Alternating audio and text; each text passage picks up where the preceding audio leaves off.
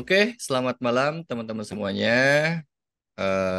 Jadi hari ini kita mau sharing mengenai terutama tentang mindfulness ya, gitu kan, tentang mindfulness, bagaimana kalem di tengah eh, tekanan hidup gitu kan. Tekanan seperti apa dalam hidup ini ya? Oh, dia udah. Ya, kita udah mulai. Atau saya boleh Vina dijadikan co-host biar saya kalau ada apa-apa bisa di mute gitu ya. Boleh, sebentar. Nah, Tapi suara oke ya, teman-teman. Oke, jadi ada Kang Gilang, ada Mbak Katarina, ada Cidiana, Mbak Yanti, Mbak Yayu. Oke, ada Wita. Oke. Dan mungkin teman-teman yang lain nyusul ya. Jadi kita ngobrol santai, teman-teman. Jadi ini ada dua sahabat saya dari generasi Gen Z mungkin ya. Masih masuk nggak kalian tuh? Bisa mewakili lah kira-kira begitu ya. Jadi saya kan sering sharing ya di umur 35 tahun ke atas gitu ya sampai 50 60 kalau saya tuh ya. Nah, saya ingin mengajak teman-teman terutama kalau ada anak-anaknya ya dari teman-teman Alfa gitu ya untuk gabung dan join membicarakan mindful mindfulness dalam versi atau sudut pandang para Gen Z ya kira-kira kira-kira gitu. Jadi mungkin saya kenalkan ini Vina dan Bayu. Mungkin lebih lengkap lagi kalau kita dengarkan perkenalan masing-masing kali ya. Jadi biar lebih afdol. Oke, mau siapa dulu nih? Vina apa Bayu nih? saya dulu Vina deh, dulu. Kak. Oke, silakan Vina. Biar katanya ladies first kan. Halo semuanya, nama saya Calvina Firseli lengkapnya. Cuma panggilnya Vina aja biar gampang. Saya salah satu founder dari Asah Diri. Jadi kita berdua sama Bayu membangun Asah Diri. Dan di luar Asah Diri, saya juga okupansinya itu sebagai pengajar gitar. Jadi guru musik. Hmm. Jadi itu sih. Dan di sela-sela ya nyambil konten kreator juga ya, biar ikutan vibe Gen Z kan, jadi konten Ya, kreator. ya, ya. Iya, jadi kurang lebih gitu, Kang. Saya di Indonesia, di Jakarta. Oke, Vina di Indonesia dan sebagai pengajar musik khususnya gitar ya. Dan kalau teman-teman mau lihat ke konten-kontennya tentang mindfulness dan lain sebagainya itu bisa lihat di Asah Diri ya di Instagram. Oke, thank you Vina dan silakan Bayu perkenalkan diri. Ya, thank you Kang Dani. Halo semua, nama saya Bayu Prihandito. Saya setengahnya dari Asah Diri. Jadi fun fact, saya sama Vina itu kita teman SMP. Jadi kita udah tahu udah belasan tahun, udah kenal satu sama lain dan em, kita bertemu lagi. Sebenarnya ya dengan karena mindfulness itu menjadi titik tengah, ada event di dalam hidup Vina yang mungkin nanti kita bisa share juga, dan ada event di dalam hidup saya di mana kita klop nih tentang mindfulness. Nah, di situ kita decide, oh yaudah yuk, gimana kalau kita bangun sesuatu di mana kita bisa share tentang mindfulness dalam dalam cara atau dalam topik yang lebih santai supaya tidak terdengar terlalu serius karena dari pribadi sendiri juga begitu belajar tentang mindfulness yang memang itu adalah satu apa ya satu skill yang sangat deep gitu ya, tapi gimana caranya supaya kita bisa bikin ini lebih approachable buat teman-teman Gen Z. Itulah kenapa kita juga bikin Asa Diri, dan kita ada podcast di mana kita sharing tentang hidup dan gimana mindfulness berdampak positif di dalam hidup kita. Di sini saya lahir asli dari Jakarta, tinggalnya sekarang di Jerman, bukan sekarang sih, udah 16 tahun terakhir di Jerman.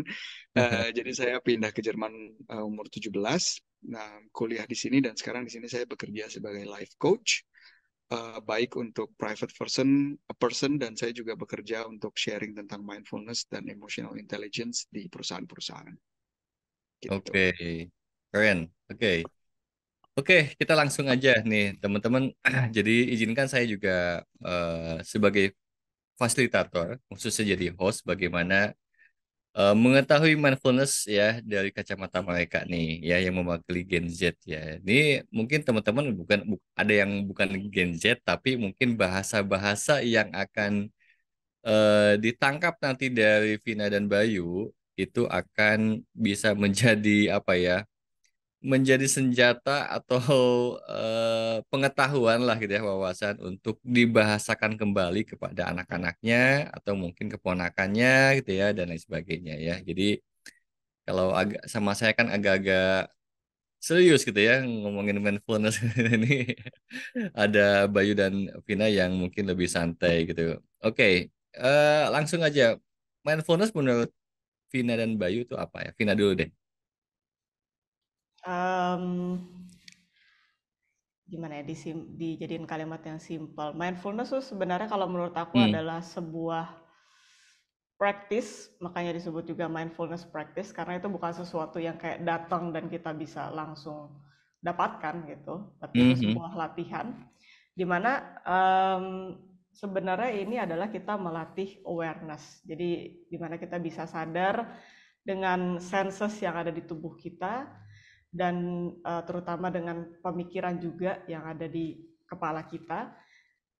Sebenarnya latihan simpelnya adalah kita sebagai pengamat aja. Jadi Hmm. basically Oke. ya menjadi pengamat akan apa yang terjadi di dalam diri kita, baik sensasi di fisik maupun yang terjadi di pikiran kita. Gitu sih Kang simpelnya mungkin kalau dari saya. Oke, ada dua kunci ya, praktis dan pengamat. Jadi mungkin praktis jadi pengamat kalau gitu ya. Benar. Oke, gimana kalau menurut Bayu? Kurang lebihnya sama. Jadi buat saya mindfulness itu adalah satu state, satu situasi di mana kita benar-benar ada di sini dan sekarang. Nah, gimana kita, apa sih sebenarnya ada di dalam di sini dan sekarang itu?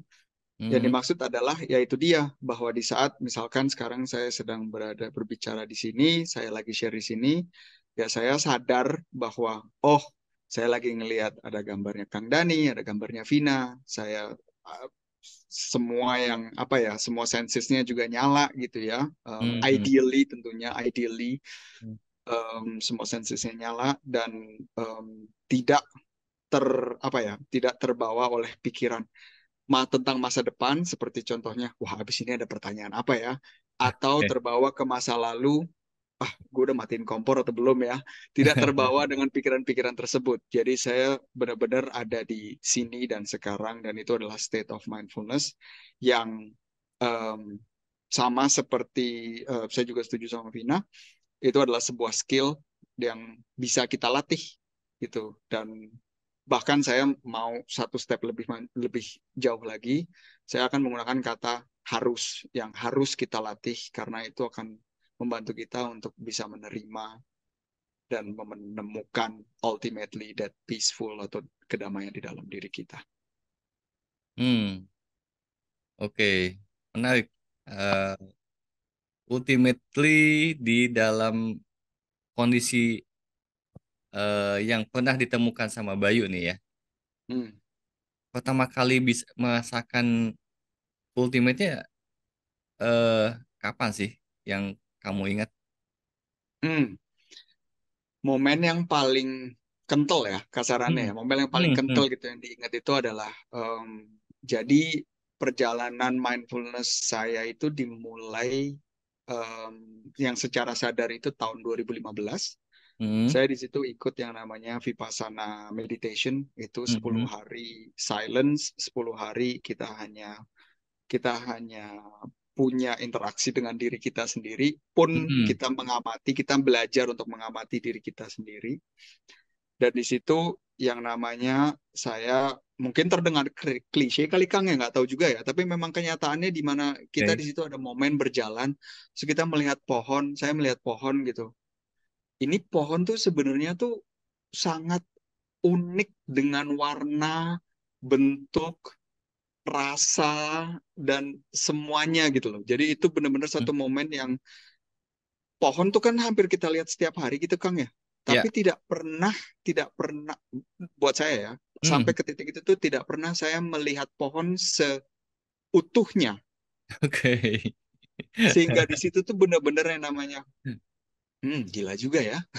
Ternyata ya yang namanya keajaiban atau yang namanya berkah atau tiba-tiba yang muncul dari dalam tuh rasa syukur, Kang, pada saat itu. Jadi itu tuh sangat Oke. berdekatan di antara kesadaran tersebut bahwa saya ada di sini dan sekarang dan menemukan kedamaian di dalam diri itu sangat berdekatan dengan rasa syukur itu karena tiba-tiba, wow, saya tidak pernah meminta secara sadar untuk dilahirkan kembali ke dunia, tapi saya ada di sini dan saya punya kesempatan untuk menikmati semua ini di dalam suatu tubuh yang saya punya ini. Gitu sih. Itu Hmm. memori yang paling kental tuh yang itu.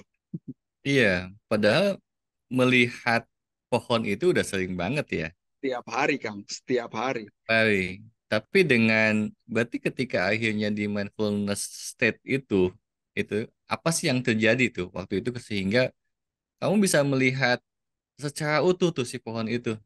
Hmm. Di saat itu, setelah saya mendalami mindfulness dan saya retrospeksi apa yang terjadi pada saat itu atau di momen-momen mindful Hmm. yang terjadi di dalam hidup saya, Hmm. itu adalah di mana si pikiran itu jadi kalem, Kang. Jadi kalem kayak yang tadi saya Oke. bilang. Hmm. Jadi tidak terbawa oleh worries atau kekhawatiran akan masa depan atau Hmm. terganggu oleh penyesalan akan masa lalu, Hmm. ya kan? Jadi saya dengan sepenuhnya itu ada di depan mata saya. Dan berapa sering kali juga kalau misalkan saya jalan ke kerja, saya naik sepeda gitu ya, saya Hmm. melewati pohon-pohon ini, tapi pikiran saya, oh ya ntar ada meeting, saya mesti nyiapin ini, Hmm. saya mesti nyiapin itu, Hmm. sehingga hanya tubuhnya saja yang bekerja, yang bergerak dari A ke B, tapi si pikiran tuh nggak align, karena pikirannya udah kemana-mana, Iya, ya iya. kan? Hmm. Saya sering sharing sama Vina di Asa Diri bahwa seberapa sering kita, terutama mungkin teman-teman yang kerja di Jakarta ya, Hmm. kita Hmm. bangun pagi, kita udah buru-buru mesti ke kantor karena udah mikirin Hmm. on ntar gue telat. Sekarang saya udah di mobil, ada macet, saya mikirin nanti meeting ngomong apa. Saya Hmm. duduk di meeting, saya mikirin nanti makan siang mau makan apa. Saya lagi Hmm. makan siang, saya mikirin saya pulang jam berapa. Jadi selalu nggak pernah ada secara sepenuhnya di situ gitu. Hmm. Iya, iya, iya. Iya, jadi present ya kuncinya kan ya. Hmm, ya. Iya. Oke, nanti saya tanya lagi ke Bayu ya. Kalau di Vina nih, momen apa yang membuat kamu tuh jadi ngeh banget ya tentang apa ya keluar biasaan mindfulness itu dalam hidup kamu tuh? Hmm. Kapan pertama pertama kali? Ini juga sebenarnya sering di-share di Asa Diri sih, karena Hmm. kita berdua sering bilang bahwa kayaknya orang-orang itu mulai mulai merasa harus aware atau merasa harus menjadi lebih mindful ketika berada di suatu titik terendah di hidupnya. Dan saya waktu itu Hmm. berada di titik terendah hidup saya, akhirnya Hmm. sampai ketemu mindfulness. Jadi Hmm. mungkin singkat cerita aja, saya dulu 8 tahun di Austria belajar musik, jadi Hmm. untuk mendalami pendidikan gitar. Nah, Hmm. di 1 tahun sebelum sebelum saya lulus, Kang, itu kan ada konser ya. Biasa tuh Hmm. ada konser kelulusan gitu untuk Oke. gitaris dan instrumentalis lainnya. Nah, Hmm. 1 tahun sebelum saya konser, itu saya mendapati tangan saya nggak bisa berfungsi seperti biasanya. Jadi Wow. yang tadinya main gitar satu lagu simple itu sangat easy, itu menjadi Oke. sangat susah. Karena tangan Hmm. saya tiba-tiba nggak bisa dikontrol. Uh. Jadi kayak nekuk itu ada kondisinya sendiri nanti Oke. panjang Oke. jadinya, but kondisinya seperti itu. Oke. Nah, jadi buat saya itu stressful banget kan, Kang. Hmm. Karena 1 tahun lagi udah mau lulus nih, mesti konser. Hmm. Gimana cara saya main gitar dengan kondisi seperti itu? Itu Oh. stres banget sih. Sampai merasa kayaknya overwhelmed banget karena di waktu itu pun saya kuliah sambil kerja. Jadi kerjanya tuh kayak 40 jam seminggu part Hmm. time kuliah plus nyiapin buat konser. Jadi mungkin itu udah terlalu overwhelmed sampai saya merasa Hmm. kayaknya wah tubuh tubuh udah nggak bisa menerima gitu. Hmm. Jadi tubuh dan pikiran itu benar-benar udah overloaded banget. Nah, sampai Hmm. akhirnya biasa kan anak-anak Gen Z kan search di Hmm. YouTube gitu kan. Kayak calming music atau kayak motivator gitu kan. Ah, ah, Nah, tiba-tiba entah kenapa yang namanya universe itu juga luar biasa ya, bisa ah, menunjukkan ah. jalannya di saat kita butuhkan. Saya ketemu satu video Eckhart Tolle. Jadi Hmm. pengajar spiritual mungkin kalau ada yang tahu gitu ya. Ya, Katolik. Itu dia diundang sama Oprah. Jadi Hmm. saya nonton videonya tuh udah lama banget, videonya super jelek kualitasnya. Iya, Tapi iya, pas iya. pas saya denger tuh kayak wow, dia ngomongin the power of now kan, present Iya, moment. iya. Kemampuan dimana kita harus berada di sini dan sekarang kayak yang tadi Bayu mention. Ada Oke. satu kata-katanya dia yang dia bilang, kalau misalkan nggak ada pekerjaan kamu, nggak ada Hmm. situasi kamu, nggak ada Hmm. kesulitan apapun, kamu cuma diem aja di sini dan sekarang, ada Hmm. nggak masalah? Nggak ada. I'm Hmm. okay, I'm safe gitu kan. Itu Hmm. kayak langsung menenangkan banget sih Kang di saat Hmm. hektik-hektiknya itu kehidupan. Ketika saya dengar itu dan akhirnya juga karena tertarik dengan perkataan dia itu, saya langsung ngulik kan, ini siapa sih Hmm. Eckhart Tolle kayak gitu. Saya baca Hmm. bukunya The Power of Now, wah itu benar-benar revelation banget sih. Walaupun kondisinya saya itu sampai sekarang juga masih ada, Hmm. trigger trigger tangan itu masih ada. Hmm. Cuman akhirnya dengan saya memusatkan diri di present moment, lulus itu konser-konser akhir itu Hmm. dengan kondisi tersebut. Dan saya nggak merasa stressful gitu. Hmm. Jadi benar-benar mindfulness kalau buat aku sih membawa ya sesuai dengan judulnya ya, kekaleman itu di Hmm. berbagai tekanan kehidupan di mana saya harus lulus, saya harus cari uang juga buat kuliah, Hmm. plus juga tekanan yang saya buat ke diri saya sendiri karena waktu itu saya ngambil bachelor kedua. Namanya bachelor kedua kan saya udah lebih tua daripada teman-teman yang lain gitu ya, yang Ya, masih ya. belasan umurnya, merasa harus compete sama teman-teman yang lain, harus jadi lebih baik daripada mereka gitu. Jadi ego itulah yang akhirnya juga menjatuhkan diri sendiri gitu. Jadi itu sih Kang, momen momen Hmm. terendah waktu itu. Wow.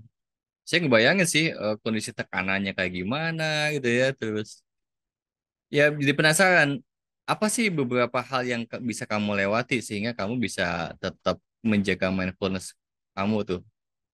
Apa Karena yang ya kamu itu tadi lakuin? sih Kang, karena udah dapat kayak secuil kenikmatan atau kedamaian itu Hmm. pada Hmm. saat lagi di tekanan yang luar biasa itu, jadi kayak ketagihan gitu loh Kang.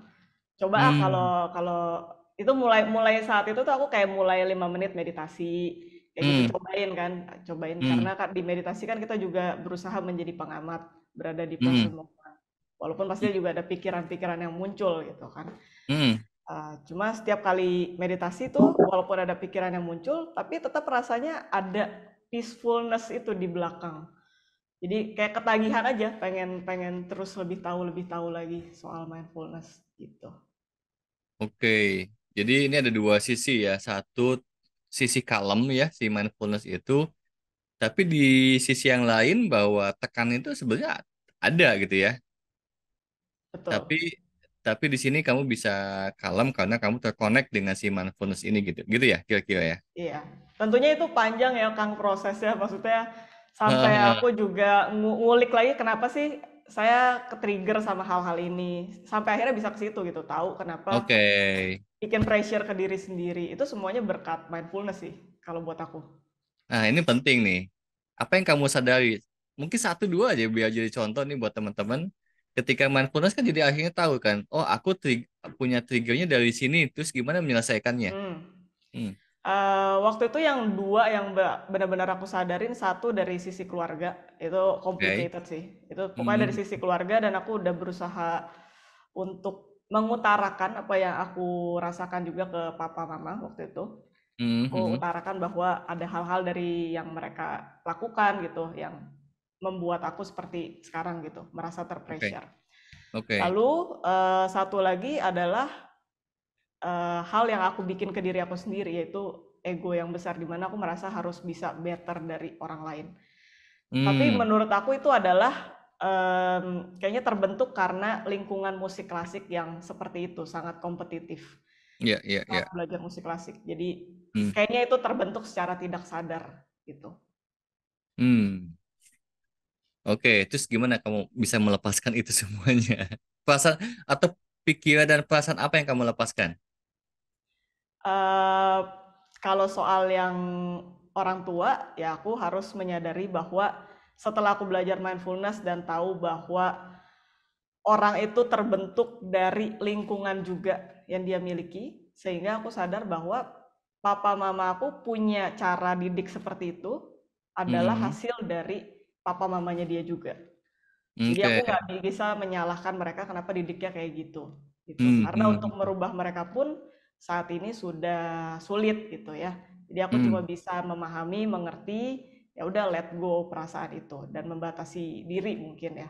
hmm, Kalau hmm. misalkan ada sesuatu yang kayak udah tahu nih bakal ke-trigger, oke, mundur dulu sejenak gitu. Nggak langsung Oke. dibalesin. Oh, jadi ada waktu semacam jeda gitu ya untuk Ya, dia langsung reaktif. Kira-kira gitu ya. benar. Karena biasa udah ada patternnya kan, kalau kalau di keluarga kan gitu Nah, ya, tahu kan biasa kalau dia ngomong ah, ini pasti ke-trigger nih. Nah, itu aku ah, udah tahu gitu jadi apa yang bikin ke-trigger gitu. Nah, jadi udah paham polanya. Jadi kalau udah muncul yang kayak gitu, oke, sebentar, mundur dulu sebentar gitu. oke. Gitu. Boleh tahu nggak berapa lama sampai kamu bisa benar-benar lepas dari lepas tuh berarti kamu udah bisa peace lah gitu ya dengan si trigger Hmm. itu. Sebenarnya kalau dibilang fully 100% sih belum ya Kang sampai saat ini. Oke. Karena namanya didikan orang tua itu kan mendarah daging ya Kang ya. Oke. Ya. Jadi sampai saat ini pun aku merasa belum 100%, cuman aku udah nggak ke-trigger langsung reaktif gitu. Dan Oke. jadi punya alasan bahwa oh oke mereka emang ya nggak bisa berubah gitu, nggak bisa berubah Hmm, dengan hmm, hmm. kayak gini. Kayak aku pun juga nggak bisa berubah langsung sejentik jari gitu kan. Jadi ya Ya, oke. memberi waktu untuk diri aku dan mereka juga gitu. Hmm, oke. Thank you Vina, nanti kita lanjut ya. Saya mau Oke. tanya Bayu, sama nggak tadi? Mungkin ada hal-hal yang posisi yang kira-kira punya titik terendah juga, kira-kira gitu ya. Itu masa-masa apa dan bagaimana melampauinya dengan mindfulness ini, Bay? Oke, terendah ya. Titik rendah banyak sih, Kang. Tinggal kita pilih aja nih yang mana nih ya. Yang, Em, yang paling pop up yang kamu ingat ya, deh. Eh, yang paling ini ya. Jadi sebenarnya mungkin sebelum ke titik rendahnya itu aku pengen share bahwa mindfulness ini aku kenalnya pertama itu eh, aku dapetin sebenarnya dari inspirasi. Inspirasinya dari siapa? Inspirasinya dari papaku sendiri. Oke. Jadi aku melihat dari mata kepalaku, eh, papi yang tadinya orangnya itu keras, Hmm, hmm, nyambung ke tadi apa yang Vina bilang bahwa karena memang didikannya juga keras, jadi hmm, Opa hmm, itu dulu seorang soldat, hmm, jadi memang biasa dididik keras dan papi juga dulu mendidik kami di rumah tuh juga keras gitu kan. hmm, Dan papi itu juga mencari, dia orangnya itu mencari seeker gitu dan at one hmm, point dia ketemu dengan mindfulness ini dan dengan vipassana ini. Jadi em, aku ngelihat dari mata kepalaku sendiri gimana orang yang tadinya kaku keras menjadi hangat dan lunak. hmm, Nah, di pengalamanku di mana dia bisa sampai ke titik situ, itulah di momen di mana aku benar-benar merespek dia sebagai seorang individu ya, bukan hanya hmm, sebagai seorang ayah gitu loh. hmm, hmm, Karena dia bisa melewati atau di dalam satu lifetime ini yang dia punya, dia bisa merubah dirinya ke arah yang menurut dia pribadi pun menjadi arah yang lebih baik. Nah, hmm, jadi itu kreditnya itu aku pengen berterima kasih akan inspirasi yang udah dia kasih. hmm, Dan dari mindfulness ini di dalam hidupku itu apa yang ini ya, apa yang apa namanya, di mana mindfulness ini membantu aku sama dengan stress moment di mana aku di Jerman, kita harus kerja, kuliah bahasa Jerman juga bukan bahasa yang paling mudah. iya, iya. dan harus melampaui itu semua. Dan di titik-titik di mana em, saya latihan meditasi, saya mengamati diri saya sendiri dengan segala kecemasan, ketakutan, ke rasa capek.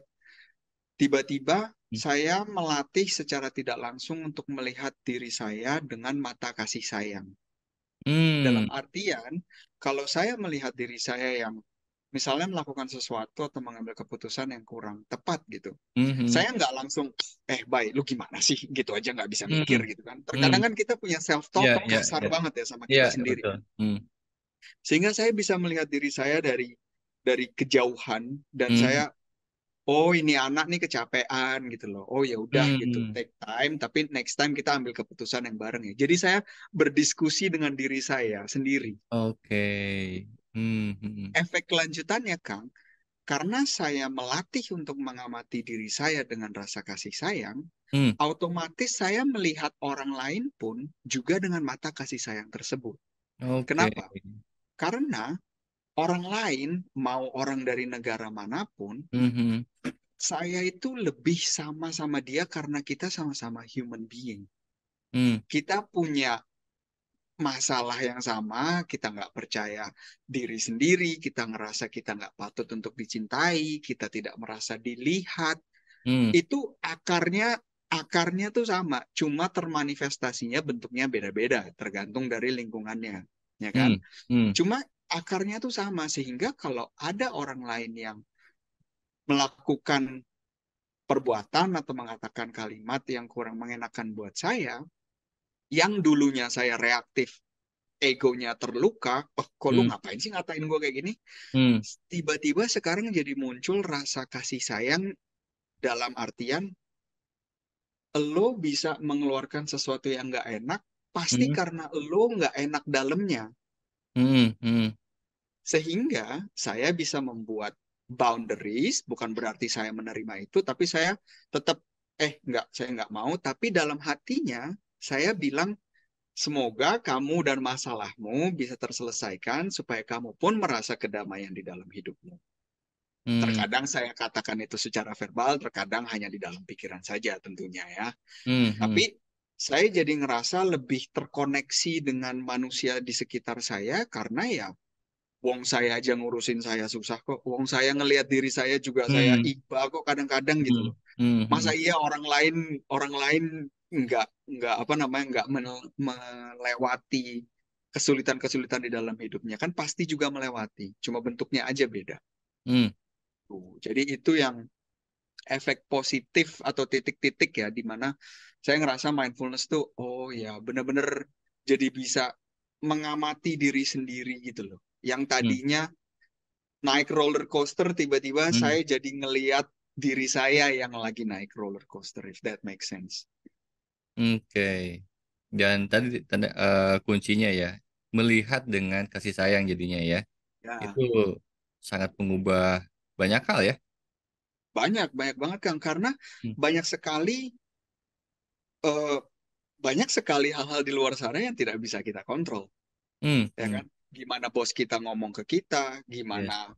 pasangan kita memperlakukan kita, Ya, itu ya. nggak ada yang bisa kita, gimana orang tua kita kepada kita, nggak ada yang Hmm. bisa kontrol karena mereka adalah makhluk individu masing-masing.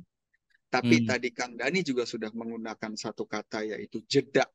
Hmm. Di saat kita punya jeda Hmm. dari aksi yang terjadi ke kita yang kita nggak bisa kontrol, Hmm. kita jadi punya 100% kontrol, dan saya mengatakan 100% itu dengan sadar, Hmm. kita jadi punya kontrol akan reaksi kita. Hmm. Di saat kita punya kontrol akan reaksi kita, tiba-tiba kita tidak lagi menjadi victim. Tiba-tiba kita tidak lagi Hmm. menjadi victim itu apa ya? Korban. Apa? Korban. Ya, Korban. tiba-tiba kita tidak lagi menjadi korban hal-hal yang tidak bisa kita kontrol. Hmm. Karena kan paling gampang gitu, Kang. Oh, saya begini ya karena kamu begini. Ya enak dong. Hmm. Kan lu juga bisa berubah, Bro. Iya, Gitu. iya, iya. Jadi akhirnya kalau jadi fiktif tuh seringnya malah blaming gitu ya. Jadi Iya, iya, menyalahkan gitu orang menyalahkan. lain gitu ya. Dan Gampang soalnya, nggak Kang, pernah itu, Kang. selesai. Paling gampang soalnya. Oke. Mm-mm. Paling gampang dan paling ini. paling gampang dan paling apa ya? Kalau paling pasif kalau menurut aku juga, Pasif, ya, ya, ya, ya. ya kan? Jadi lebih mengandalkan atau berekspektasi orang lain berubah gitu kan, atau mengerti kita daripada kita yang justru lebih harusnya paham eh, Benar. dan di luar ya. Berapa banyak Kang relationship dari pengalaman saya dan Hmm. pengalaman yang apa observation yang pengamatan yang saya punya ya. Mhm. Berapa banyak sebuah hubungan yang rusak karena saya berekspektasi bahwa kamu berpikiran atau berkelakuan seperti ini. Hmm. Sedangkan kan dia tidak punya bola kristal. Bagaimana Hmm. dia bisa melihat apa yang saya inginkan dan apa yang saya ekspektasikan tanpa berkomunikasi, ya kan? Sehingga itu yang juga harus dibangun gitu loh. Mungkin ini agak sedikit menyamping ya, tapi ya Hmm. itu dia gitu loh. Kita tanyakan lagi sebelum kita menunjuk keluar, coba nunjuknya ke sini dulu. Apa nih yang bisa saya lakukan? Hmm. Oke, keren keren. Oke, ada nggak tadi yang pengalaman Bayu sampai akhirnya bisa melampaui ya tekanan atau apapun lah itu ya Hmm. eh, dengan mindfulness ini? Hmm, ada Kang. Which is di dalam setiap jadi gini, saya nggak bisa pinpoint, oh saya punya tekanan ini, lalu saya meditasi, keluarnya ini. Karena di pengalaman saya bekerjanya tidak seperti itu. Bekerjanya adalah Hmm. saya melatih mindfulness Hmm. idealnya setiap hari. Dan Hmm. mindfulness itu menyelamatkan saya menggunakan kata menyelamatkan dengan sadar. Hmm. Mindfulness itu menyelamatkan saya di kehidupan keseharian saya. Dalam artian kayak gini, kalau saya bermeditasi di saat saya hanya sedang ada dalam tekanan, itu akan terlalu, sayanya yang akan terlalu overwhelmed. Itu kayak saya nggak pernah latihan berenang, tiba-tiba saya mau ikutan Hmm. Olimpia gitu loh. Dan tiba-tiba saya mau perform di situ loh. Yang nggak mungkin. Oke, Pastilah perasaan dari dalam semua tekanan tuh yang akan menang kalau di dalam saya ya. ya, ya. Sehingga di saat dunia sedang indah, matahari bersinar, ada pelanginya. Nah, justru di situ saya harus latihan supaya kalau nanti ada tekanan-tekanan yang datang, saya sudah siap gitu. Hmm. Oke. Ya, jadi bukan mindfulness atau meditasi setelah ada tekanan gitu ya. Hmm, hmm. Iya, iya, iya. Boleh cerita nggak keseharian tuh seperti apa sih latihannya? Vina dulu deh. Vin, yang kamu lakukan biasanya setiap hari apa sih untuk melatih mindfulness? Em, Kalau yang exactnya mungkin meditasi ya. Aku Ah. tiap pagi meditasi. Terus kalau misalkan di tengah-tengah hari itu udah overwhelmed sama kerjaan to do list, biasanya Hmm. ngambil short meditation yang kayak 5 menit gitu. Hmm. Cuman menurut aku mindfulness practice itu sering disalahartikan bahwa kita harus bermeditasi ya Kang. Hmm. Padahal Hmm. meditasi itu menurut aku nggak harus duduk. Tapi ketika kita Ya, ya, bisa ya. sehari-hari kayak sekarang aku sadar apa yang aku ucapkan, aku lagi ngeliat Kang Dani dan lain-lain, Hmm. ada apa di sekitar aku, itu menurut aku udah satu bentuk dari praktisnya itu sendiri. Jadi Hmm. kalau buat aku sebisa mungkin bisa sepresent mungkin di dalam hari aku dan tidak apa ya, tidak blaming kalau misalkan saya out of presence. Gitu. Hmm. Jadi nggak mungkin juga kayak 24 jam bisa zen gitu. Jadi pasti ada momen-momen di mana enggaknya. Cuma Ya, ya, ya. karena udah sering latihan dari segi meditasinya dan juga di keseharian, jadinya ketika aku out of presence pun bisa lebih cepat menyadarinya gitu dan menarik kembali atensinya ke present moment. Gitu sih, Kak. Hmm. Oke, jadi sebenarnya outcome-nya adalah meditatif ya. Jadi Mm-mm. dari meditasi itu bagaimana kita menjadi meditatif dalam keseharian ketika kita lagi ngobrol begini, lagi kerja dan lain sebagainya lah. Meskipun lagi mandi dan segala macam gitu ya. Gitu ya, Betul, Ben ya? betul, betul. Oke, oke. Kalau Bayu gimana? Eh, Keseharian meditasinya atau gimana praktis untuk mindfulness-nya?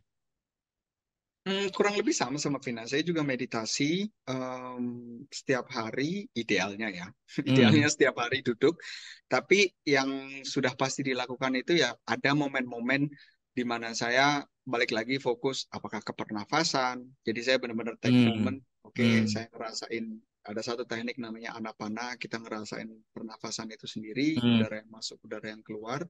Hmm. Dan Hmm. itu menarik saya dari yang keluar ini semua pikiran tiba-tiba menarik lagi. Oke, saya sekarang ada di sini sekarang. Sebenarnya saya lagi ngapain sih? Ini tujuannya untuk apa sih? Gitu. Udah di sini aja. Jadi kembali lagi ke titik di sini dan sekarang. Dan momen-momen dalam tanda kutip kecil seperti itu compound efeknya itu akan tertumpuk terus dan itu akan benar-benar membantu kita kan dalam menghadapi tekanan-tekanan tersebut gitu loh. Sehingga Hmm. tadi efek yang Vina juga share itu benar-benar efek yang sangat penting. Jadi di saat kita terbawa oleh arus pikiran, arus emosi, Hmm. kita nangkep momen itu lebih cepat dari sebelumnya.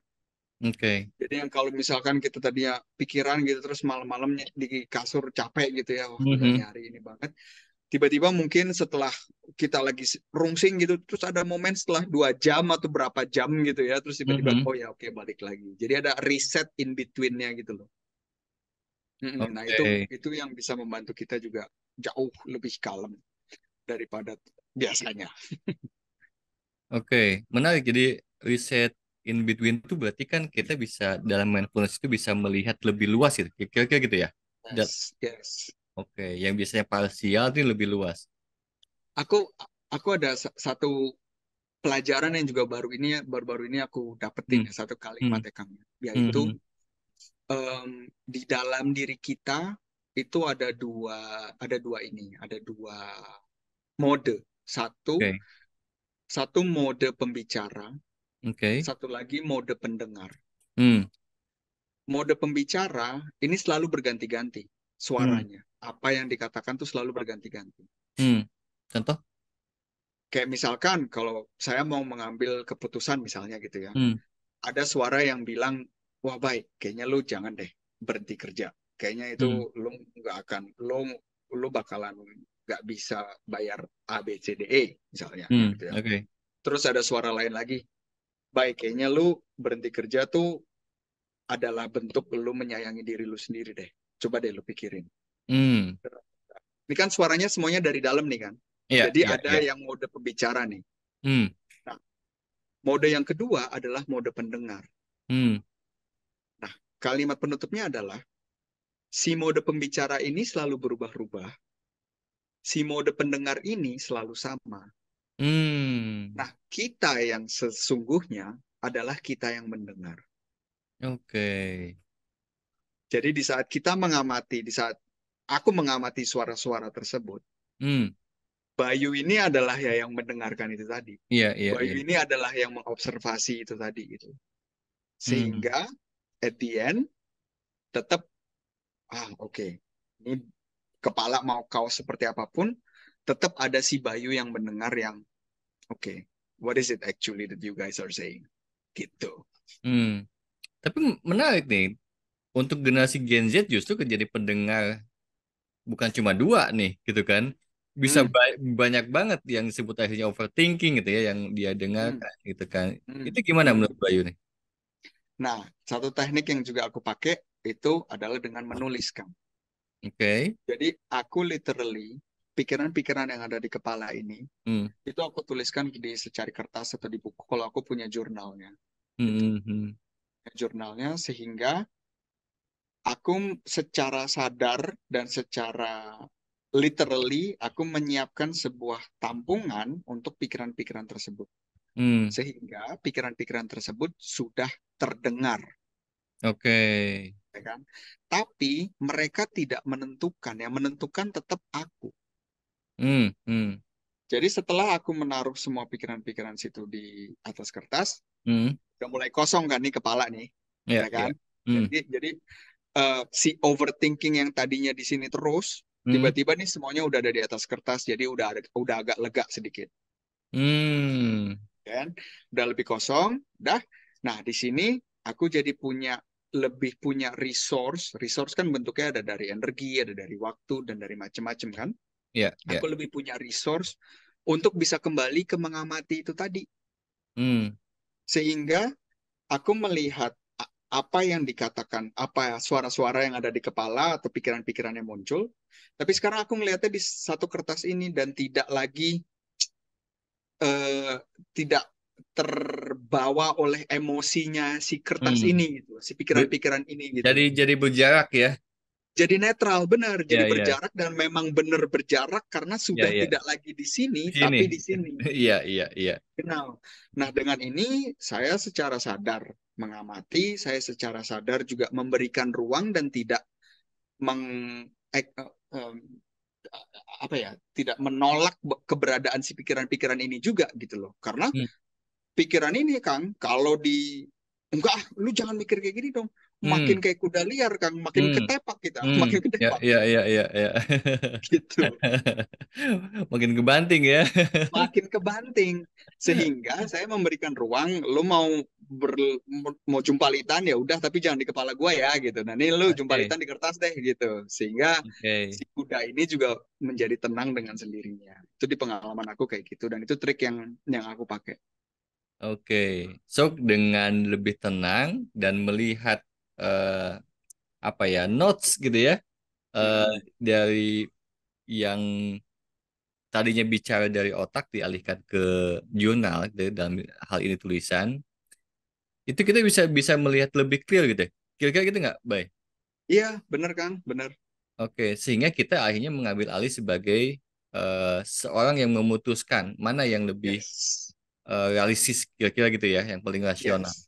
Hmm, Karena kalau aku selalu ini apa memberikan contohnya seperti kayak di meeting di sebuah company aja kan.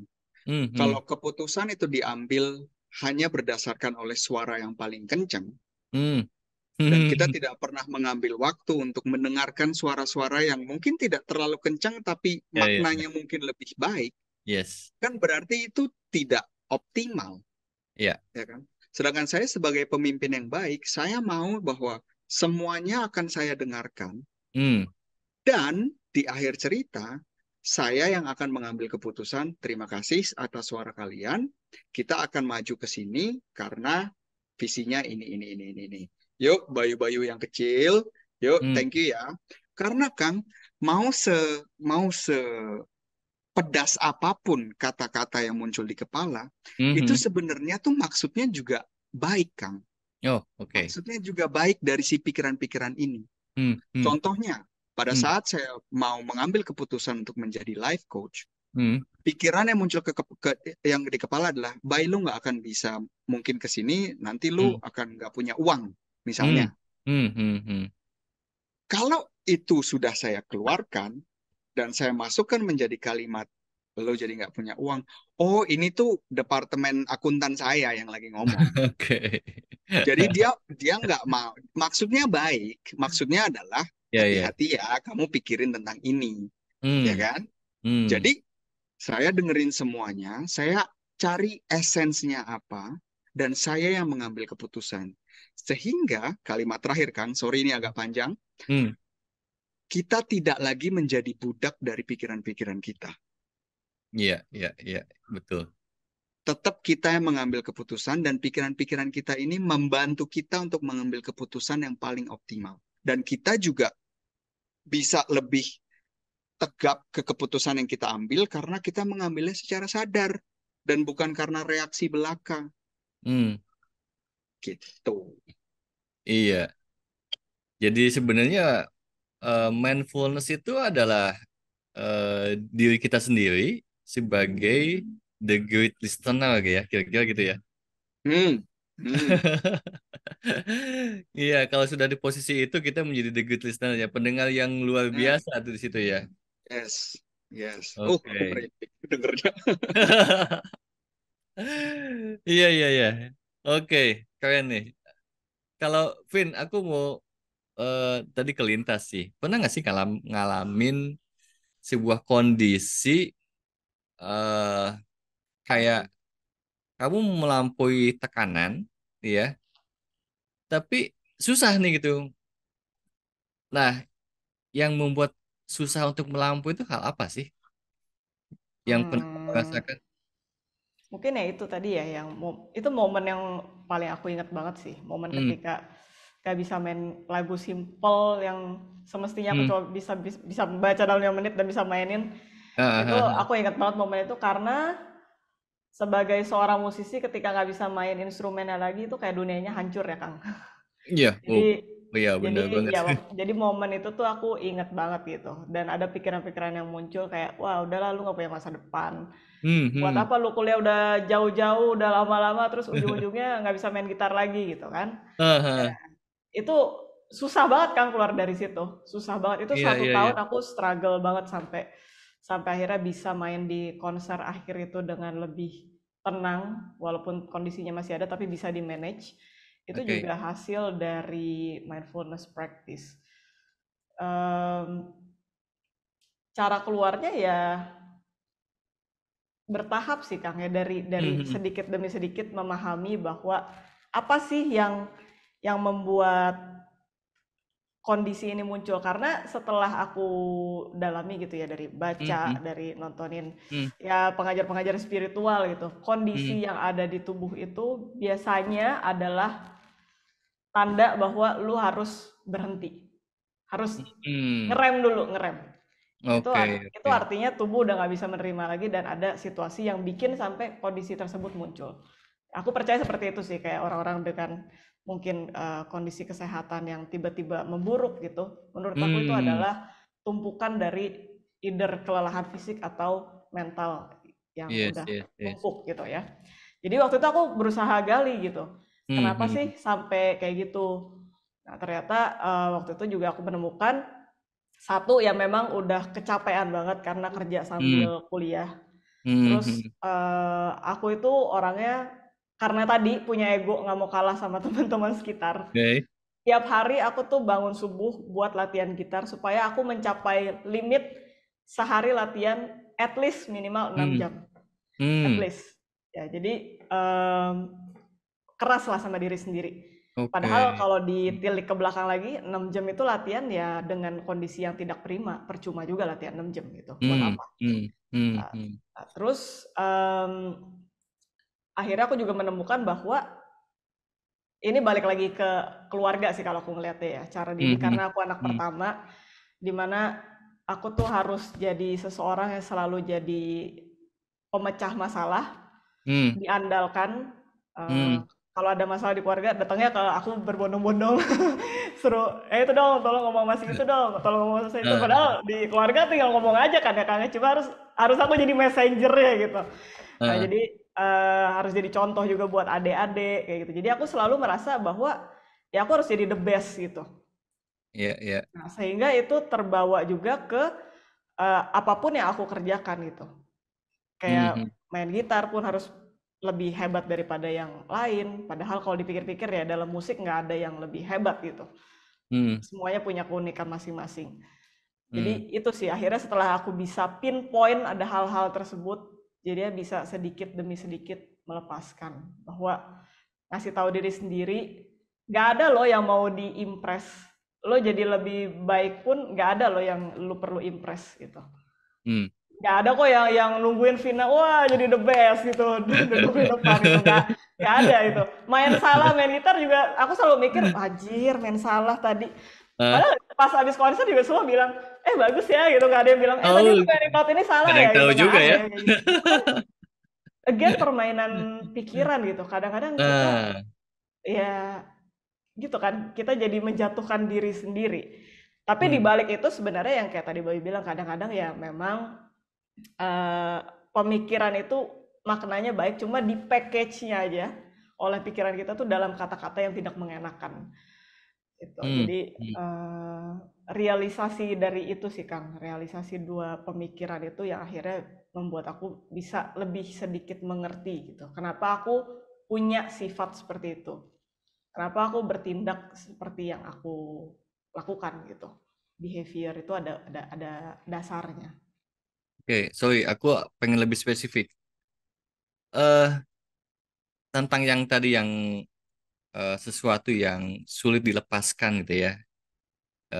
Ya apapun dari bahasanya kan masih pada orang tua, dari ego yang pengen apa, nggak tahu pengen diakui kah atau apapun itu ya. Hmm.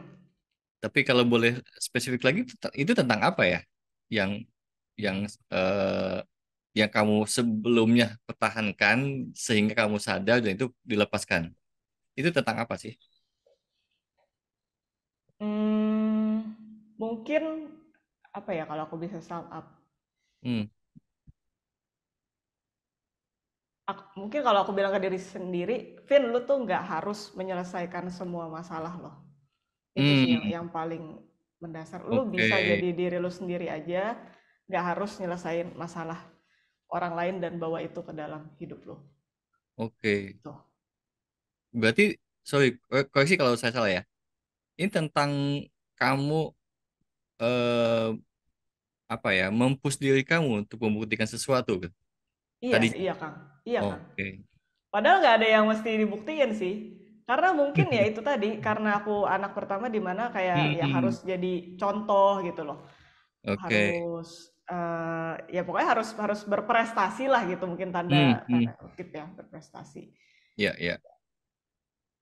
Oke, tentang pembuktian. Oke. Iya. Itu sih dilepaskan, ketika udah dilepaskan gimana tuh rasanya? Wah, enteng sih, Kang.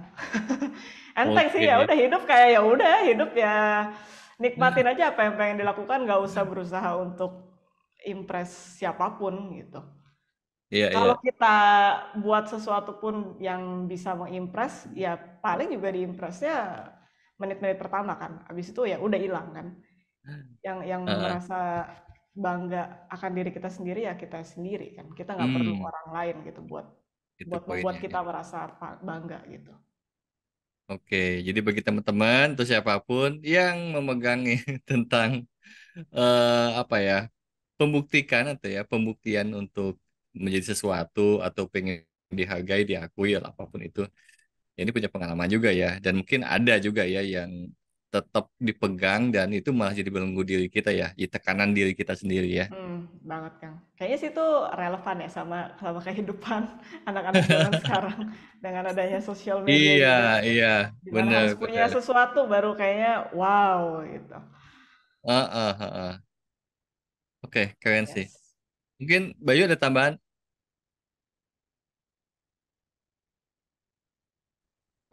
Tambahan apa ya? Mungkin yang Hmm, muncul di kepala itu kembali lagi. em, Mungkin kita bisa mempertanyakan ke diri kita sendiri. hmm, Sebenarnya hubungan antara saya dengan diri saya tuh sebenarnya seperti apa sih? hmm, Kayaknya itu bisa menjadi satu pertanyaan yang yang bisa membantu kita gitu untuk melihat dulu nih, untuk hmm, melihat dulu, menganalisa dulu di sini sebenarnya gimana sih? Apa sih perkataan-perkataan yang saya keluarkan kepada diri saya sendiri? hmm, Karena di sesi coaching saya juga baik banget Kang. hmm, Em, hmm, di mana kalau saya mengeluarkan pertanyaan gitu ya. Kalau kamu berbicara dengan temanmu seperti hmm. kamu berbicara dengan dirimu sendiri, apakah kamu masih akan punya teman? Iya, iya, Karena sering banget kita tuh super kritis ke diri kita. iya, iya. Kalau kita bikin satu kesalahan, kita langsung ah gimana sih lo gitu loh. Sedangkan kalau kita ke teman kita, teman baik kita bikin kesalahan, kita ngomongnya, oh ya udah pasti masih ada kok kesempatan selanjutnya gitu kan. Lah, kok nggak aci gitu loh? Kenapa ke dia lu baik, kenapa lu sendiri lu nggak baik gitu kan? Padahal saat kita kita dengan diri kita adalah satu-satunya yang akan apa ya 24 jam kita akan bersama diri kita. 7 hari seminggu kita akan bersama diri kita. Tiga Hmm, ratus enam puluh lima hari setahun kita akan selalu bersama diri kita. hmm, Sehingga ini hubungan yang penting yang sering kali orang juga lalai dan tidak mengamati dirinya sendiri gitu loh. Antara hubungan dia dengan dia sendiri. Mungkin itu sih tadi ada pikiran yang muncul. Karena saya juga bisa relate kan dengan hal-hal iya, seperti itu. iya, keren ya. Jadi ya bener ya. Kadang-kadang kita suka nggak aci gitu ya sama Gak ke Aci, Kang. orang lain, kita lebih toleran, dia lebih ke diri kita apa apa ya, terlalu keras kadang-kadang ya gitu ya, eh, Iya, memprotes, padahal mengkritisi segala macam. kasihan kan kita, diri kita sendiri tuh kasihan loh. Karena kita juga sudah berusaha dan saya juga yakin kok bahwa setiap dari individu yang ada di sini ya, kita semua tuh kita Hmm, sudah memberikan yang terbaik kok. hmm, Cuma bentuknya seperti apa itu beda-beda. Dan apakah itu adalah akhir dari apakah kita hari ini adalah versi terakhir kita? Tentunya juga bukan karena kita hmm, selalu masih punya ruang selama kita masih bernafas, kita masih punya ruang untuk berkembang, ya kan? hmm. Tapi juga kita nggak boleh lupain bahwa kita yang sekarang itu juga udah hasil dari usaha kita-kita yang sebelumnya loh. Iya benar. Jadi ya ayo stop dulu, ditepok-tepok dulu pundaknya gitu loh, disayang juga dirinya. Eh, iya, oke. Wow, ini menarik nih ya. Udah banyak ya beberapa yang apa ya, hikmah atau pembelajaran yang didapetin. Bagi teman-teman yang mau bertanya secara langsung kepada Vina dan Bayu, silakan ya. Kita buka dialog. Silakan, ada yang mau ditanyakan mungkin?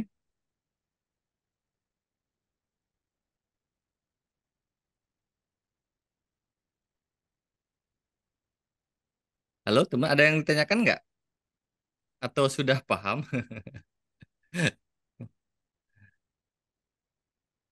Oke, ada Mbak Diana, Mbak Wita, Kang Gilang, ada siapa, Mas Dian apa Mbak Dian nih, Mbak, sama Mbak Hinda.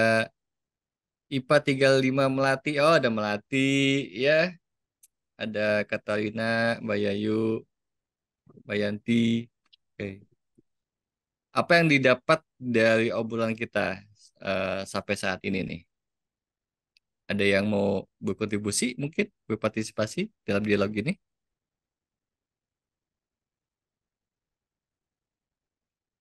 Oke, kita lanjut kalau gitu ya. Oke, Vina dan Bayu. Jadi kalau ini ya, kalian melihat generasi Z sekarang nih ya, apa yang kalian notice nih dari mereka, dan mungkin eh, boleh deh satu satu, satu sama lain, Vina dan Bayu, eh, memberi pesan lah kira-kira gitu ya, kepada Gen Z yang kalian notice sebetulnya ya, yang eh, di kehidupan mereka seperti apa? Dari Vina dulu atau mau dari Bayu dulu? Apa baik? Bareng baik. Jadi Oke, Vina, podcast dong.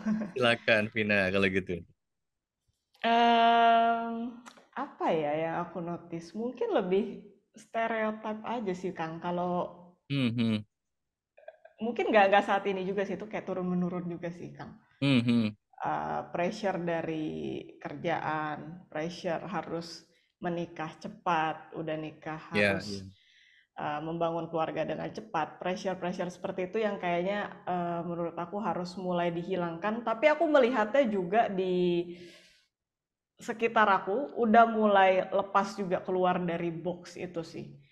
Jadi hmm, aku cukup senang juga ngelihatnya, jadi nggak terkungkung gitu harus ngikutin apa yang udah selama ini di set oleh society. Cuma yang aku masih lihat memang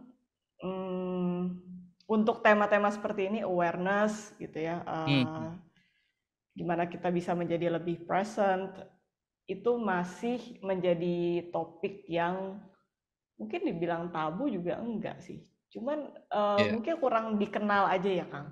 ya kurang populer ya, Kurang gitu. populer, iya. Ya, ya, Mungkin karena kita juga salah satu negara yang kental agamanya, jadi mungkin banyak yang masih berfokus pada agamanya masing-masing, padahal mindfulness sendiri pun bukan sebuah agama ya. Jadi itu ya. adalah sebuah latihan gitu. Jadi Mungkin malah bagian agama. iya, kalau aku melihatnya gitu sih. Itu kayak bekerja bersama gitu kan. Iya, iya.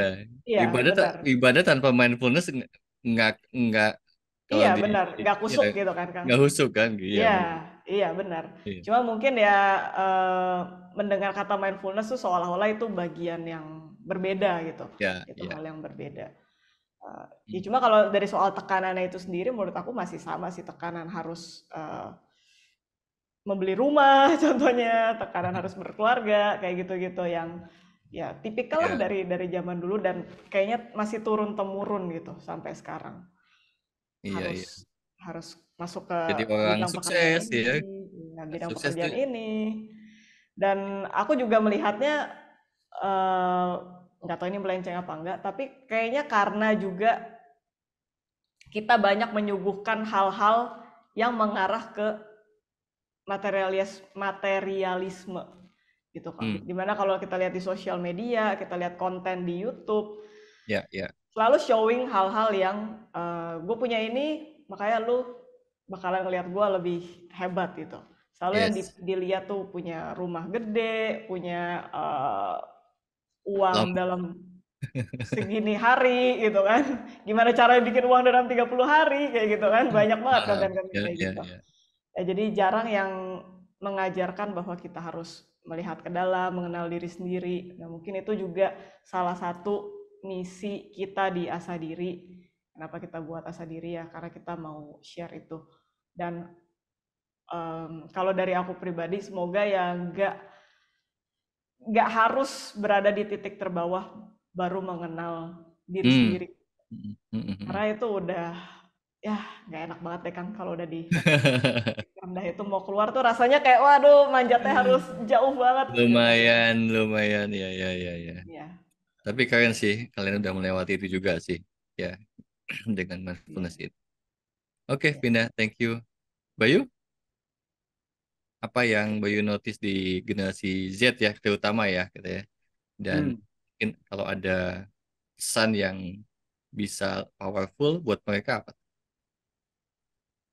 Kalau yang aku notice sih ini, Kang. Teman-teman tuh pada ngebut semua kan. Hmm, Semua itu pada ngebut. Habis ini terburu-buru harus sebenarnya. ini, habis ini harus ini, habis ini harus ini. Gue Hmm, nggak bisa hmm, ini. hmm, Jadi hmm. ngambil jeda itu tuh punya taste, punya stigma yang lu tuh nggak produktif sehingga lu tuh bernilai lebih rendah daripada orang-orang lainnya yang super sibuk. Jadi Oke.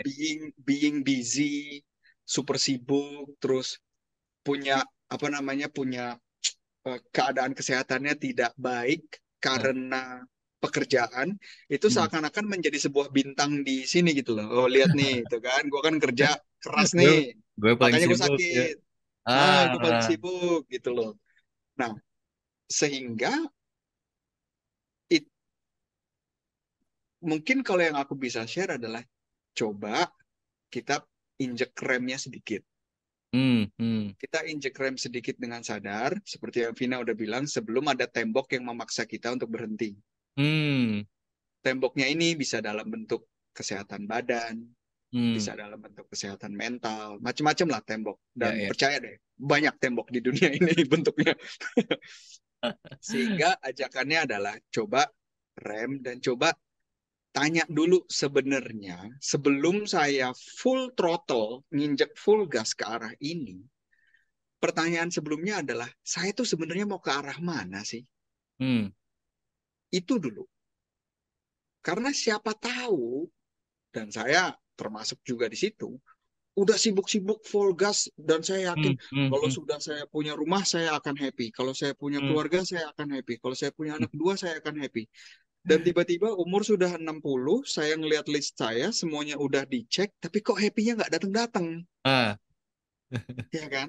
kenapa Makanya tuh? ayo, makanya kita stop dulu dan ternyata saya sadar bahwa oh ternyata ini bukan list saya pribadi, ini list orang tua saya misalnya gitu ya, Ya, atau ya, ini ya, list society atau list tetangga saya. Kenapa saya kejar ke sini gitu loh? ya. Ya udah, kita injek rem, taruh dulu listnya, yuk ambil kertas kosong, Hmm, tanya dulu, saya ini sebenarnya maunya apa sih? Kayak tadi Kang Dani mungkin mau nyelesain kalimatnya, hmm, saya ini mau sukses. hmm. Arti sukses buat saya tuh apa sih? Definisinya Ya, tuh apa sih iya. sukses buat Ah, saya? ah. Ya kan, karena kan definisi saya sukses sama definisi Kang Dani sukses kan beda. Iya, iya, Definisi sama papa saya beda, definisi sama tetangga saya beda. iya, Yang Bayu ini pengen itu tuh apa sih? iya. Tanpa ada kemelekatan akan hal-hal yang saya tahu harusnya kan ini yang saya kejar. Udah nggak usah ke situ dulu deh. Yang saya pengen tuh apa sih? Oh, Hmm, yang saya pengen tuh saya pengen kerja. dan saya pengen bisa ngatur waktunya sendiri misalnya. Hmm. Saya pengen spend time lebih banyak waktu sama anak saya misalnya. Hmm. Itu kan sukses juga kan. Iya. Ya kan? Cuma kalau kita lihat sama ini kan semakin banyak babysitter saya semakin sukses ya. Gimana gitu kan?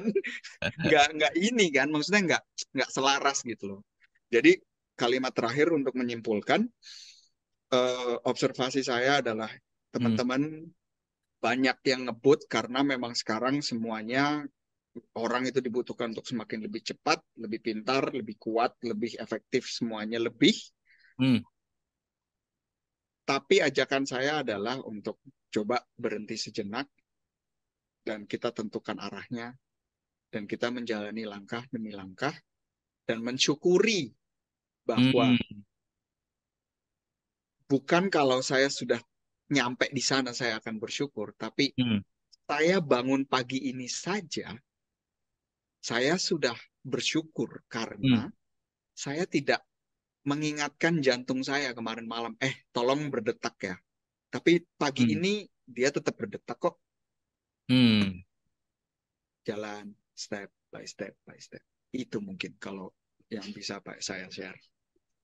Oke, wow, ini sesuatu yang luar biasa nih. Kalau saya nggak tahu teman-teman ya, mungkin ada yang mau ditanyakan sebelum saya tutup, tapi ini luar biasa dan saya juga dapat sesuatu ya di sini tentang passion gitu ya. Itu sangat penting banget ya tentang pengertian mindfulness gitu ya.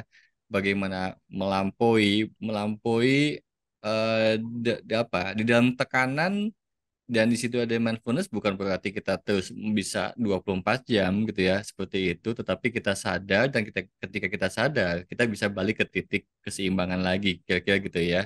Sehingga eh ya lambat laun apapun perjalanan hidup kita bisa melewatinya gitu ya dan bisa mendapatkan sesuatu yang terutama si hidup ini ya bisa merasakan lebih hidup Kak. Kira-kira gitu ya. Ya, yang biasanya kita fokusnya ke luar diri kita gitu ya. Dan teman-teman eh mungkin pada percakapan ini mudah-mudahan di 21.12 ini akan cantik. Ini kita bisa ulang kembali ya. Mungkin Vina atau saya nanti akan upload ya di YouTube atau di mana karena ini sesuatu yang bisa didengarkan kembali dan biar ngeh ya bagaimana terutama di Gen Z ya dan teman-teman juga ada yang punya anak atau keponakan silahkan di-share gitu ya kira-kira gitu. Oke, thank you atas kehadirannya terutama di Vina dan Bayu atas sharingnya. Teman-teman semuanya juga thank you. Selamat malam semuanya. Thank you semuanya, thank you Thank you Kang Dani. semuanya. Thank you Kang Dani. Terima Ya, kasih Vina dan Malam, Bayu. malam Kak ya, Selamat Dani, sama-sama. malam. Mbak Selamat Vina. malam. Hey guys, thank you udah ngedengerin episode podcast Asa Diri kali ini. Semoga episode tadi bisa memberikan nilai lebih dan value lebih untuk lo yang ngedengerin. Kalau lo pengen support kita, bisa dengan follow Instagram kita di @asahdiri.ind, subscribe YouTube channel kita di Asahdiri, dan juga bisa taruh review di Apple Podcast. Ingat juga untuk share ke teman-teman kalian dan terus asah diri. Karena berlian tidak bersinar dengan sendirinya. Sampai ketemu di episode selanjutnya.